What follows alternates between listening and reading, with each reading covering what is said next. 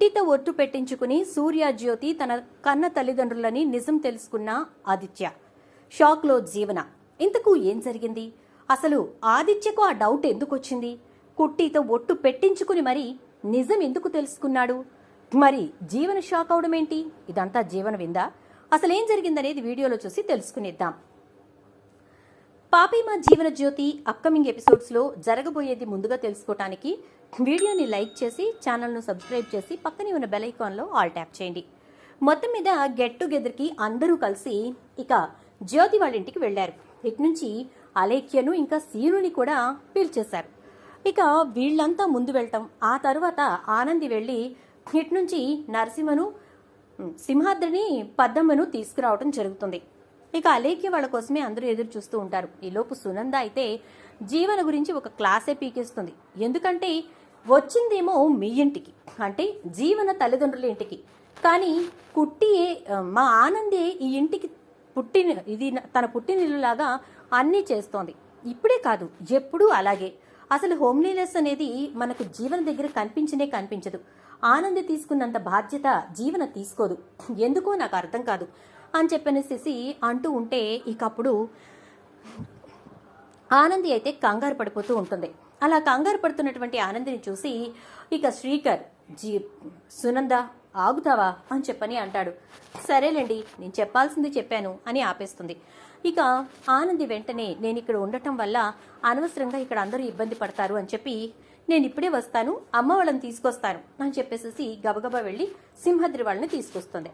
ఇక తర్వాత అందరూ కూర్చుని ఒక్కొక్కళ్ళు కూడా ఒక్కొక్క విషయం గురించి మాట్లాడుతూ ఉంటారు. ఈలోపు ఇక్కడ ఇందుమతి జీవనను పక్కకు లాక్కెళ్ళి, చూడు, మీ నాయనమ్మ రాసిన ఆస్తి మొత్తం పంపకాలు జరిగిపోబోతోంది. ఇప్పుడు ఆ పంపకాలు జరిగినాయి అంటే నీకు కూడా, అదే కుట్టికి కూడా ఈ ఆస్తిలో వాటా వెళ్ళిపోతుంది. అప్పుడు ఏం చేస్తావు? కేకు పంచినట్టు పంచేస్తోంది ముసల్ది, అంటే ఎవ్వరికి నేను వెళ్ళనివ్వను అని చెప్పేసేసి అంటుంది ఇక జీవన. అలా అనేసరికి వెంటనే నువ్వు ఏమీ చేయలేవనేది నాకు అర్థమవుతోంది. అసలు ఆ ఆనందికి తనే ఈ ఇంటి వారసురాలు అనే నిజం తెలిసిపోయిందంటే, అదే నిజం తెలిసినా అది దాచిపెట్టి ఉంచిందంటే అర్థమేంటో తెలుసా? కేవలం తన తల్లిదండ్రుల ప్రాణాలకి ప్రమాదం ఉందని మాత్రమే. ఒకవేళ తన తల్లిదండ్రుల ప్రాణానికి ఎలాంటి ప్రమాదం లేదని తెలిస్తే అదే ముందు అసలు విషయం బయట పెడుతుంది. అప్పుడు ఈ ఆస్తిలో చిల్లి గవ్వ కూడా నీకు రాదు తెలుసా అంటుంది ఇందుమతి. ఆ మాటతో ఒక్కసారిగా అవును పెద్దమ్మా, నేను అసలు ఆ విషయం గురించే పట్టించుకోలేదు అని చెప్పని అంటూ ఉంటే, మరదే కదా, ఆలోచించవే అని చెప్తోంది. నిన్ను ఎన్ని రకాలుగా మోటివేట్ చేసినా నీ మొహానికి అది అర్థం కావట్లేదు అని చెప్పని అంటూ ఉండగానే ఇక ఈ మాటలు పద్దమ్మ వింటుంది. ఏమమ్మా మహాతల్లి, రాను విటు అని చెప్పి ఇందుమతిని తీసుకొచ్చి అందరి ముందు నిలబెట్టి, ఏమమ్మా ఈరోజు నీ కథ తేలిపోవాయి. ఆనందిని పట్టుకొని తన తల్లిదండ్రులు తనకు తెలుసు అని చెప్పేసేసి నువ్వు జీవన దగ్గర మాట్లాడటం నేను విన్నాను. చెప్పు కుట్టి, నీకు మీ అమ్మా నాయన ఎవరో తెలుసునా? చెప్పానంది అని చెప్పని అంటూ ఉంటే ఇక ఒక్కసారిగా ఆనంది కంగారు పడిపోతుంది. గదేంది అమ్మ గిట్లు అడుగుతుంది అనుకుంటూ ఉండగానే, నాకు నిజం తెలవాలి, నిన్ను కన్న అమ్మా నాయన ఎవరో నీకు తెలుసా అంటూ ఉంటే జ్యోతి ఇంకా సూర్య ఇద్దరూ కూడా, ఏంటి పద్మమ్మ అలా అడుగుతున్నావు, ఏం జరిగింది అని చెప్పని అంటూ ఉంటే, లేదు సారు, ఎప్పటికప్పుడు ఈవిడిగా నోరేసుకుని పడిపోవటం, నోటికొచ్చిన మాట మాట్లాడటం, మేము సైలెంట్గా వెళ్ళిపోవటమే జరుగుతోంది. ఈరోజు మాత్రం ఈ విషయం అటో ఇటో తేలిపోవాల్సిందే. చెప్పానంది అంటూ ఉంటే, అది ఇప్పుడు ఆ విషయాలని ఎందుకు? నాకు తెలుసో తెలీదో మీకు తెలీదా? ఇప్పుడు ఆవిడేదో అన్నారని చెప్పి మీరెందుకు అంతలా ఇదైపోతున్నారు అని చెప్పని అంటూ ఉంటే ఇక వెంటనే, చూడమ్మా, నీకు నిజం తెలిస్తే నువ్వు బయటెట్టు, అంతే తప్ప మాటికి ఆనందికి అన్నీ తెలిసిపోయినాయి అని చెప్పి మాట్లాడుకో. నీకు తెలుసా వాళ్ళ అమ్మా నాయన ఎవరో? తెలిస్తే బయటెట్టు, తీసుకెళ్ళి వాళ్ళకి అప్ప చెప్తాం అంటుంది. నాకేం తెలుసు అంటుంది ఇందుమతి. ఇక అలా పద్మమ్మ ఆనందిని అడిగిన టైంలో తన ముఖంలో ఉన్న టెన్షన్ని ఆదిత్య గమనిస్తాడు. అలా గమనించిన ఆదిత్య, ఇప్పుడు ఫంక్షన్ కానివ్వండి ఫస్ట్ అంటూ ఉండగానే అలేఖ్య వస్తుంది. ఇక అలేఖ్య సీనుని చూసి, అదిగో అలేఖ్య వాళ్ళు కూడా వచ్చేసారు అని సీను ద అంటూ ఆదిత్య సీనుని రిసీవ్ చేసుకుంటాడు, కానీ అలేఖ్యతో మాట్లాడాడు. ఇక అలేఖ్య వెంటనే, అది ఎలా ఉన్నావు అంటుంది. ఐఎమ్ ఫైన్ అని చెప్పి ఎక్కువగా మాట్లాడకుండా ఆనంద్ దగ్గరికి వెళ్ళిపోతాడు. ఏంటది, నన్ను అవాయిడ్ చేయాలని చూస్తున్నావా? నువ్వు అనుకున్నంత మాత్రాన నేను నీ నుంచి దూరంగా పోనాది అని చెప్పని అంటుంది.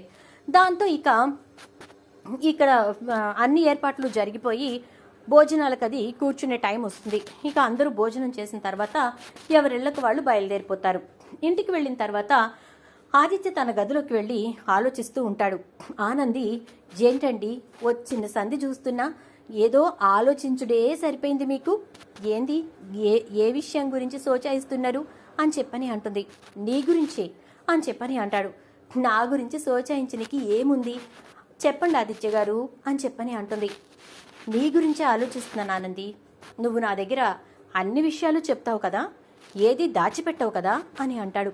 గదేంది గట్ల అడుగుతున్నారు, మీ తాను నేను దాచిపెట్టుడేంది, ఏమీ దాచిపెట్టను, అన్ని విషయాలు చెప్తాను అని చెప్పని అంటే, అయితే నేను ఇప్పుడు నిన్న ఒక విషయం అడుగుతాను, నా మీద ఒట్టేసి నిజం చెప్తావా అని అంటాడు. నేను మీ మీద ఒట్టెయ్యకున్నా నిజమే చెప్తాను, విషయం ఏందో అడగండి, ఏం మొకమాటం లేకుండా నిజమే చెప్తాను అంటుంది. అయితే నిన్ను కన్న తల్లిదండ్రులు ఎవరు ఆనంది అని అంటాడు. ఒక్కసారిగా షాక్ అయిపోతుంది.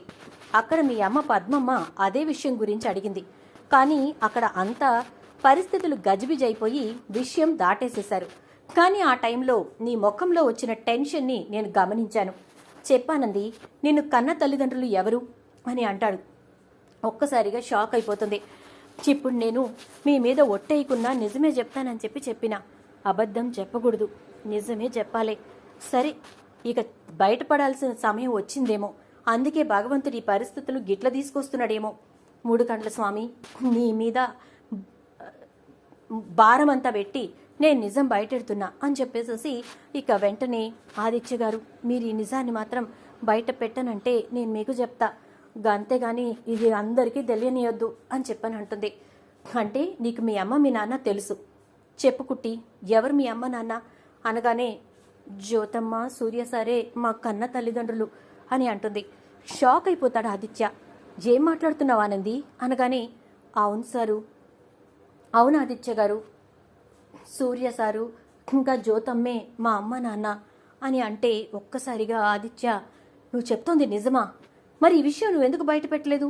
మరి జీవన్ వాళ్ళ కూతురు ఎలా అయింది అనగానే, జీవనని వాళ్ళకి దగ్గర చేసింది నేనే, తప్పిపోయిన కూతురు లెక్క ఆ ఇంట్లోకి వెళ్ళమని చెప్పింది నేనే అని చెప్పని అంటుంది.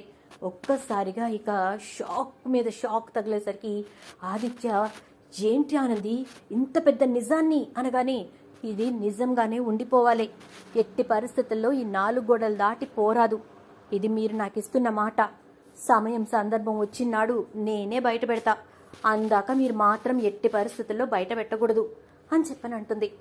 సరే అలాగే, కానీ నాకు చాలా సంతోషంగా ఉంది, నిజంగా అంత మంచి తల్లిదండ్రులకి కరెక్ట్ కూతురు పుట్టింది అని అంటూ ఉంటాడు. ఇదంతా జీవన బయట నుంచి విని షాక్ అయిపోతుంది. ఇదేంటిది ఇలా నిజం బయట పెట్టేసింది, ఇప్పుడు బావగారికి విషయం తెలిసిపోయింది కాబట్టి ఇక నన్ను మరీ దారుణంగా చూస్తారు అని అనుకుంటూ ఉంటుంది. మరి జీవన్ ఏమైనా కొత్త ప్లాన్ వేస్తుందా? నిజం తెలుసుకున్న ఆదిత్య ఇక ఆనందితో ఇంకెంత సంతోషంగా ఉండబోతున్నాడు, మరి ఏమేం పనులు చేయించుకోబోతున్నాడు, ఇదంతా కూడా రాబోయే ఎపిసోడ్స్లో చూద్దాం. వీడియో నచ్చితే లైక్ అయితే చేసి వీడియోని షేర్ చేయండి, అలాగే ఛానల్ని సబ్స్క్రైబ్ చేసుకుని పక్కనే బెల్ ఐకాన్లో ఆల్ ట్యాప్ చేయండి.